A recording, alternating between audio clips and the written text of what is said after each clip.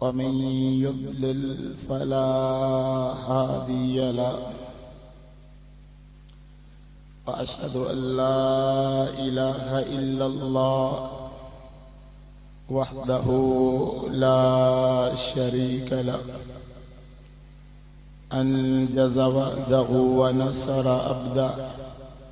وعز جنده وهزم الأحزاب وحده وأشهد أن محمدا عبده ورسوله الذي بلغ الرسالة وأدى الأمانة ونصح الأمة وكشف الله به الغمة وجاهد في الله حق جهاده حتى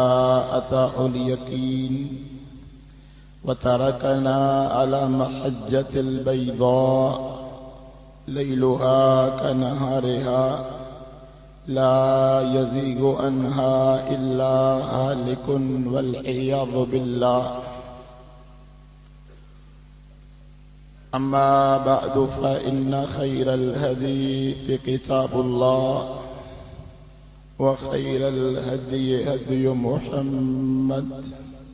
صلى الله عليه وآله وسلم وشر الأمور محدثاتها وكل محدثة بدعة وكل بدعة ضلالة وكل ضلالة في النار. أعوذ بالله السميع العليم من الشيطان الرجيم من همزه ونفخه ونفسه. بسم الله الرحمن الرحيم. اقترب للناس حسابهم وهم في غفلة معرضون. عن عبد الله بن مسعود رضي الله عنه قال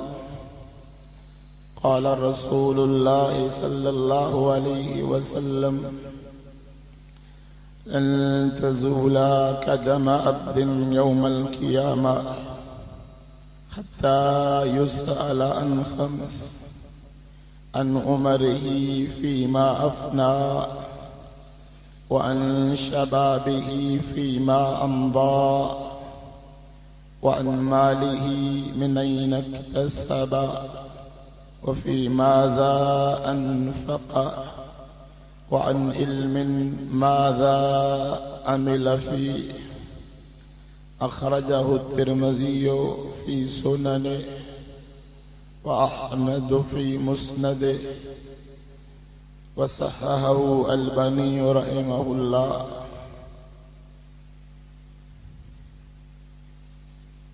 گفتگو کے آداب میں یہ بات شامل ہے کہنے والا بھی اور سننے والے بھی اپنی اپنی نیتوں کو خالص کر لیں. یہاں میرا بولنے کا مقصد، آپ کا سننے کا مقصد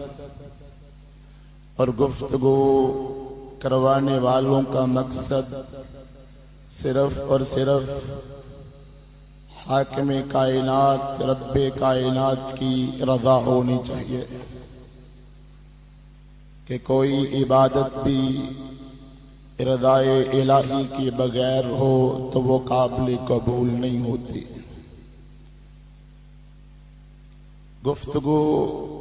کے آداب میں یہ بات بھی شامل ہے کہ گفتگو کرنے والا اس کا ذہن بھی ہر قسم کے قومی، ملکی، وطنی، لسانی، برادری اور نسل کی تعصب سے بالا تر ہو، خالصتاً عالم اسلام اور اسلام کی سوچ رکھتا ہو، اور میری آپ سے بھی گزارش ہے کہ چند لمحات کے لیے اپنے دل کو اور دماغ کو ہر قسم کے تعصب سے بالاتر ہو کر بیٹھے۔ ویسے بھی مومن کی یہ نشانی ہے کہ اس کا دل اپنے مومن بھائی کے لیے صاف ہوتا ہے۔ گفتگو کے آداب میں یہ بات بھی شامل ہے کہ گفتگو کرنے والا وہ بھی دل سے گفتگو کر رہا ہو، ریاکاری، شہرت، نمود و نمائش کا تصور تک نہ ہو، اور گفتگو سننے والے بھی دل سے نکلی ہوئی بات کو دل تک ہی پہنچنے دیں تو اس کا فائدہ ہوگا۔ آپ حضرات، میری یہ گفتگو قرآن و سنت سے منور، اس کو اپنے دلوں تک جانے دینا، اور چند لمحات کے لیے اپنے آپ کو دنیا سے فارغ سمجھ کر آخرت کے مہمان بن جائیں، اور یہ چند لمحات دنیا کی سوچ، دنیا کا تصور، دنیا کی فکر، اس سے بالکل غافل ہو جائیں اور آخرت کے قافلے کے راہی بن جائیں۔ گفتگو کے آداب میں یہ بات بھی شامل ہے کہ کہنے والا بھی توجہ سے گفتگو کرے اور سننے والے بھی توجہ سے گفتگو سنے، تاکہ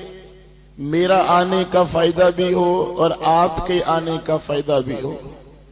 اور گفتگو کروانے والوں کا بھی فائدہ ہو۔ اسی طرح گفتگو کے آداب میں یہ بھی شامل ہے کہ میری گفتگو کرنے کا مقصد اور آپ کا سننے کا مقصد اور بھائیوں کا گفتگو کروانے کا مقصد عمل کرنا ہے، صرف تبصرے اور تجزیے نہیں۔ علمی گفتگو بہت ہوتی ہے، مناظرے اور مناقشے اور مذاکرے بھی بہت ہوتے ہیں، لیکن عمل کی دنیا میں مسلمان بہت کم ہیں، اور عمل کے بغیر، عمل صالح کے بغیر نجات نہیں ہے۔ اس لیے ہم سب نے انشاءاللہ عمل کر کے دکھانا ہے، اور گفتگو کا آخری ادب یہ ہے کہ جو کوئی سنے کتاب و سنت کی بات، اس کو انشاءاللہ آپ احباب نے آگے بھی پہنچانا ہے،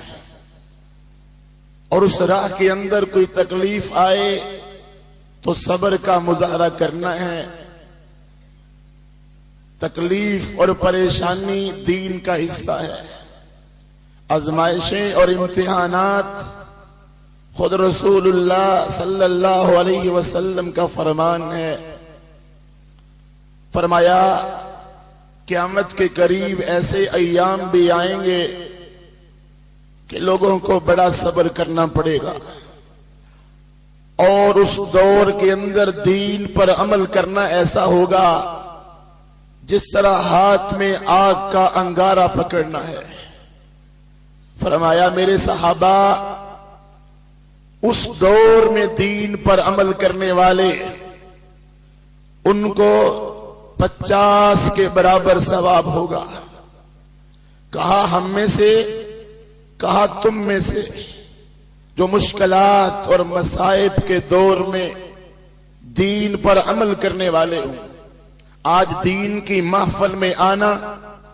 دینی گفتگو کرنا اور دینی گفتگو کا انعقاد کروانا ایسے ہی ہے جیسے ہاتھ میں انگارہ پکڑنا ہے، لیکن یہ دنیا عارضی ہے، یہ ختم ہو جانے والی دنیا ہے، سب کچھ فنا ہو جانا ہے۔ یہ ٹھاٹ، یہ زیب و زینت، یہ کشش، یہ کوٹھیاں، یہ محل، یہ عہدے اور یہ نوکریاں، سب کچھ عارضی ہے، اور ہر ایک